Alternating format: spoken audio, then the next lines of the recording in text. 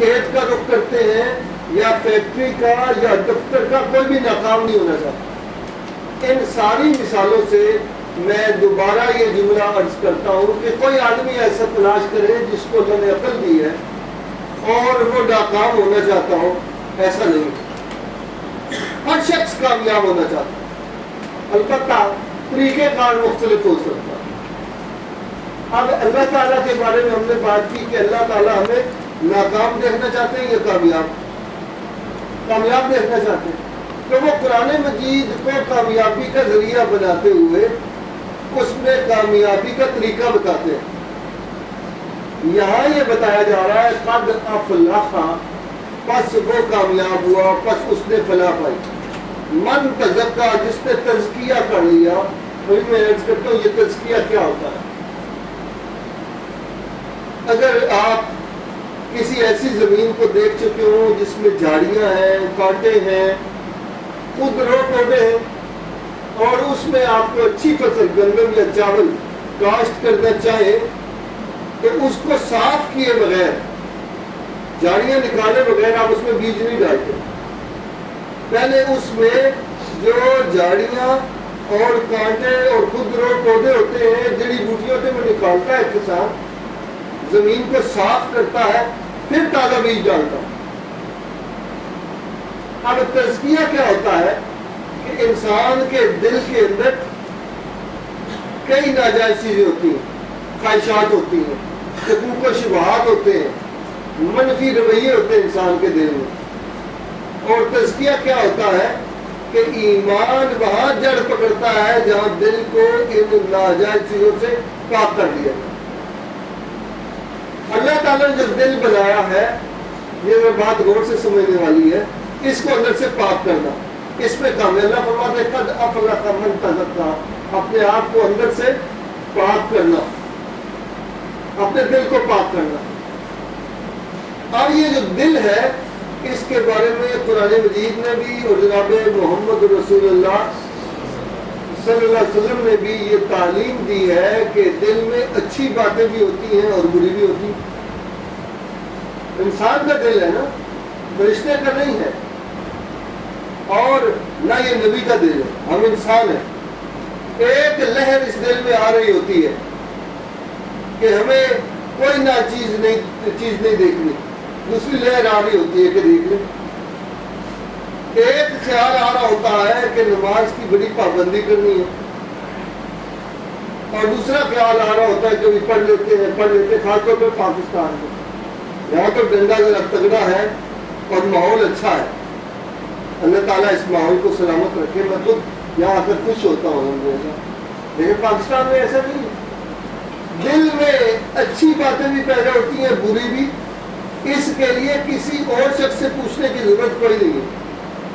نہ تو میں فرشتہ ہوں، اور اگر آپ مائنڈ نہ کریں تو میرا خیال ہے آپ بھی فرشتے کوئی نہیں، اگر ہیں تو ہاتھ کھڑا کریں، پہلے اس سے نمٹ لیں گے۔ ہم سب آدم کی اولاد ہیں، اور قرآن میں آیا ہے کہ اللہ نے انسان کے نفس میں نفس وما سواہا فالہمہا فجورہا وتقواہا، کہ انسان کے اندر اللہ نے خیر بھی پیدا کیا ہے، بھلائی، اور شر بھی پیدا کیا ہے۔ لہذا ہر انسان کے دل کے اندر نیکی کا جذبہ بھی پیدا ہوتا ہے، برے سے برے انسان میں بھی پیدا ہوتا ہے۔ یہ نہیں سمجھنا چاہیے کہ کوئی 100% برا ہوتا ہے، برے انسان کا بھی اپنا نیکی کا کوئی تصور ہوتا ہے تھوڑا سے، اور اچھے سے اچھے انسان میں برائی کے اثرات ہوتے ہیں۔ اور اس کے لیے چونکہ ہم فرشتے نہیں ہیں، ہم سب اس بات پر گواہ ہیں کہ ہمارے دلوں میں دونوں طرح کی چیزیں پیدا ہوتی ہیں۔ کبھی آنکھوں سے تلاوت کر کے سکون آ رہا ہوتا ہے، اور کبھی انسان کنڈی لگا کے پہلے بچوں کے سونے کا انتظار کرتا ہے کہ سو جائے، پھر اس کے بعد وہ سی ڈی لگاتا ہے جس سے بچوں کو منع کیا ہوتا ہے کہ ذرا پتہ تو کرے بچے کتنے خراب ہو رہے ہیں۔ پتہ کرنا چاہیے نا کہ آج کل کیا ہو رہا ہے، پتہ کرتے کرتے ساری رات نکل جاتی۔ بچوں کو سگریٹ سے منع کر رہا ہوتا ہے، اور بچہ ذرا ادھر ادھر ہو خود سوٹا لگا کے جہاز بن رہا ہوتا ہے۔ یہ ہم سب کا اپنا تجربہ ہے کہ کبھی ایک لہر آتی ہے، کبھی دوسری آتی ہے، اللہ پاک نے فرمایا کہ کامیاب اللہ کے نزدیک کون ہے جو اپنے دل کو پاک کر لیتا ہے۔ اب دل کو پاک کرنے کے طریقے پر ہم تھوڑی سی بات کریں گے۔ دل کو پاک کرنے کا طریقہ وہ نہیں ہے جو وجود کو پاک کرنے کا۔ وجود کو پاک کرنے کا طریقہ غسل ہے، نماز کے لیے جو پاکی ہے وضو ہے، الحمدللہ ابھی آپ لوگوں نے کیا۔ دل کو پانی سے دھو کر پاک نہیں کرتے،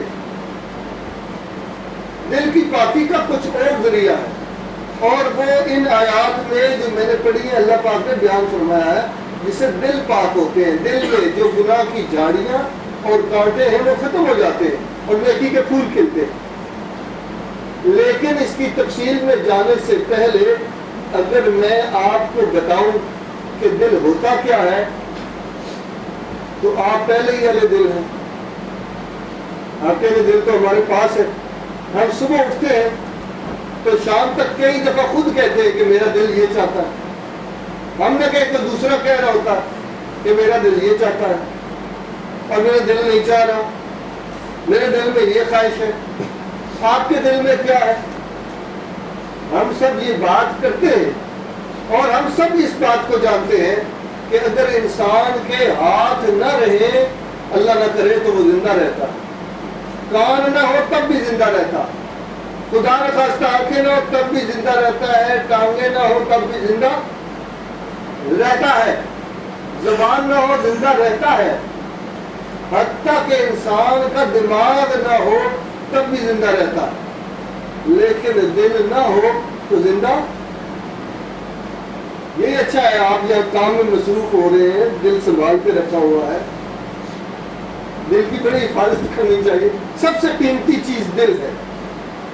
ایک بہت عظیم بزرگ گزرے امام غزالی رحمۃ اللہ علیہ، وہ یہ لکھتے ہیں کہ انسان کا وجود ایک ریاست یا سلطنت کی طرح ہے، اس میں دماغ وزیر ہے، سلطنت میں حکومت میں دماغ وزیر ہے، باقی ملازم اور کارندے ہاتھ پاؤں ناک آنکھیں کان، یہ کارندے کام کرنے والے ہیں، کارکن ہیں، مزدور ہیں، لیکن دل بادشاہ ہے، بادشاہ جو دل چاہتا ہے وہی کرتے ہیں۔ کبھی کبھی وزیر اعظم مشورہ دیتا ہے دل کو، یعنی دماغ کہتا ہے کہ یہ نہ کرو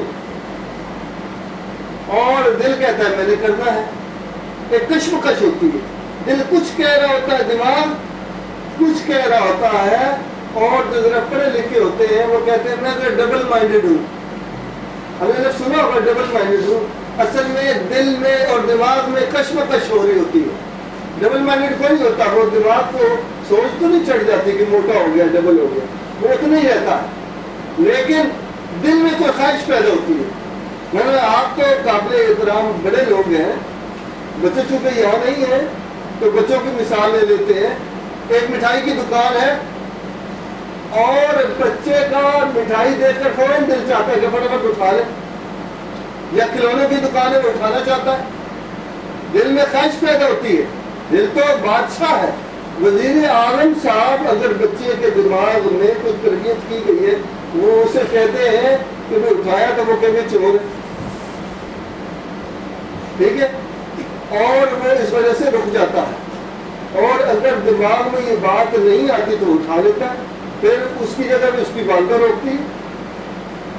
اسی طرح سارا دن ہم اپنے جن دو اعضاء کے زیر اثر بسر کرتے ہیں، ان میں ایک دل ہے اور ایک دماغ ہے، ایک بادشاہ ہے، دوسرا کیا ہے جی؟ آپ ایسے ہی کہتے رہتے ہیں کہ آپ کے پاس مسائل نہیں ہیں اور آمدن کم ہے اور آپ مزدور ہیں، آپ کے پاس ایک بادشاہ ہو گیا بیٹھے بٹھائے، ٹھیک ہے، یہ کھانے سے بڑا تحفہ دے رہا ہوں آپ، ایک ہو گیا بادشاہ، دوسرا ہو گیا وزیر اعظم آپ کے پاس ہے، اور اللہ تعالیٰ نے آپ کو کوئی بل نہیں بھیجا۔ یہاں تشریف لانے سے پہلے ہم نے اللہ سے نہیں کہا کہ یا اللہ صحیح دل دینا اور دماغ صحیح کام کرتا ہو، اس نے مہربانی کی، بن مانگے عطا کیا۔ ایک آدمی تھا نا جی، وہ ایک بزرگ کے پاس پہنچا اور کہا بڑی دعائیں مانگتا ہوں، جواب نہیں ہو رہی، اور جو کاروبار کرتا ہوں بیٹھ جاتا ہے، کوئی حال ہی نہیں۔ پتہ نہیں اللہ تعالیٰ کو مجھ سے کیا لینا ہے. دعائیں کی ہیں, دعائیں کروائی ہیں, لیکن اس کو دے رہا ہے, اس کو دے رہا ہے, اس کو دے رہا ہے, مجھے کچھ دیتا ہی نہیں. گلا کیا. وہ نیک آدمی تھے, اور نیک آدمی اخلاق سے اور طریقے سے سمجھاتے ہیں, بےزتی نہیں کرتے. ایسی کوئی بات کسی ہو جائے تو بچے نہیں بھیجتے کہ اس کی لیٹرین میں لکھا ہو کہ پکا کافر ہو گیا. انہوں نے یہ کہا کہ بھائی اس میں ایسی کون سی بات ہے, کتنے پیسے چاہیے. وہ کہنے لگا جی بس پر اگر 10,000 دینار ہو جائے. میں کہا بندہ تو مان نہیں گیا تو 1000 کیوں مانگنا. 10,000 دینار اگر میرا کام چل جائے گا. انہوں نے کہا تو 10,000 کی بات کرتا ہے, میں تجھے 20,000 دینار دیتا ہوں. وہ خوشی سے کھل اٹھا. اچھا 20,000 دینار. وہ کہنے لگے بالکل پکا وعدہ ہے, لیکن ایک شرط ہے. وہ کہنے لگا دور 1000 شرط ہے. انہوں نے کہا بس کل آنا, کل آ کے عصر کے وقت لے لینا. دوسرے دن وہ عصر کے وقت پہنچا. بات آپ لوگ سن رہے ہیں, کتنے 1000 دینار اس کو ملنے تھے. 20,000. اس میں دلچسپی پیدا ہوئی ہے نا. اچھا ہو گئی ہے, ٹھیک ہے. تو اب وہ دوسرے دن پہنچا ان کی مجلس میں, تو دیکھا 20,000 دینار سامنے پڑے ہوئے. اسے اور زیادہ خوشی ہوئی کہ یہ تو واقعی ملنے والے. اب انہوں نے اس کو بلایا اور کہا کہ بھائی یہ میں تم سے وعدہ کیا تھا, پیسے اٹھا لیں. اسے پہلے تو یقین نہیں آیا. اب اٹھانے لگا تو انہوں نے بازو پکڑ کے کہا کہ یہ پیسے تیرے ہیں, تو لے لے, لیکن صرف یہ ہاتھ جو ہے نا دایاں, یہ میں نے کاٹ لینا ہے. میرے پاس تو کچھ ہے نہیں, تو کہتا تھا تو ہاتھ میں کاٹ لیتا ہوں, تو بائیں ہاتھ سے آپ 20,000 دینار لے لو. بڑا گھبرایا, کہنے لگا سرکار کوئی اور شرط لگا رہے ہیں, یہ ہاتھ نہ کاٹے. تو نے کہا اچھا چلو کوئی بات نہیں, دائیں ٹانگ کاٹ لیتا ہوں. وہ کہنے لگا نہیں یہ ذرا مشکل ہے, واپس بھی جانا ہے اور ان پیسوں کو خرچ کرنا ہے, کوئی اور شرط لگا دے. تو کہا چلو زبان کاٹ لیتا ہوں. نہیں, شرط بدل دے, مہربانی کرے, اب پیسے بھی نہیں چھوڑ سکتا. انہوں نے کہا بھائی میرے پھر میں کان کاٹ لیتا ہوں, میری کوئی اور شرط لگا لی. ایک ایک انہوں نے گنوایا. پھر اس کے بعد کہا کہ دیکھو یہ 20,000 کا وعدہ میں پورا کرتا ہوں, یہ میں تمہیں دیتا ہوں, یہ لے لو, لیکن اللہ نے تجھے لاکھوں دینار دیے ہوئے. میں نے 20,000 دینار میں ایک ہاتھ لینا چاہا, تمہیں نہیں دیا. 2 ہاتھ 40,000 دینار کے ہو گئے, اور 40,000 کے 2 کان ہو گئے, 80,000 ذرا گنتے جائیں. جس میں اس کی وہ راضی نہیں ہے. اس طرح تو 20,000 دینار زبان کے لگا, پھیپڑوں کے لگا, دل کے لگا, دماغ کے لگا, ٹانگوں کے لگا, آنکھوں کے لگا. یہ شاپنگ مال سے چیزیں مل جاتی. آپ پنجابی کچھ تو سمجھتے ہوں گے, آدھے تو سمجھتے ہی ہیں. کتنے پنجابی ہمارے دوست بیٹھے ذرا ہاتھ کھڑا کریں. ارے کھانا نہیں, قاری صاحب کھایا ہوا نا, ہاتھ بہت زنانہ طریقے سے کھڑا کیا ہے. کوئی بات نہیں, انشاءاللہ. بٹ صاحب نے پہلے بھی بات ایک دفعہ کیا تھا, کھانا کھلایا تھا, بندے اندر سے ٹھیک ہے, سلائیں. تو یہ شعر ہے جی پنجابی میں, حضرت سلطان بہو کا. انہوں نے یہ لکھا ہے کہ اے تن رب سچے کا حجرا, یہ جسم جو ہے اللہ کا حجرا ہے. ایتھے پا فقیرہ جاتی ہوں, اے تن رب سچے کا حجرا, ایتھے پا فقیرہ جاتی ہوں. نہ کر منت خواج خضر دی, تیرے اندر آپ حیاتی ہوں. کہ صرف اپنے وجود پر ہی غور کر لو تو اللہ پاک مل جائے گا, سمجھ آ جائے گی.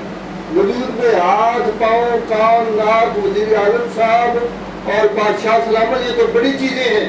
یہ جو بازو پر بال ہوتا ہے اس کو آپ لوگ رونگٹا ہی کہتے ہیں نا.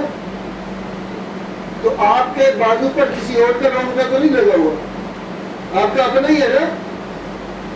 اللہ نے اس کو حکم دیا ہے, اس رونگٹے کو بھی, تاکہ ہم اللہ کو پہچانیں اور اپنے دل کو اس کا مطیع اور فرمانبردار بنائے. اللہ نے اس کو حکم دیا ہوا ہے کہ جب بہت سخت سردی ہو اور جب بہت زیادہ خوف ہو تو تم نے کھڑے ہو جانا. یہ جو روکتا ہے یہ بات ہے نا انسان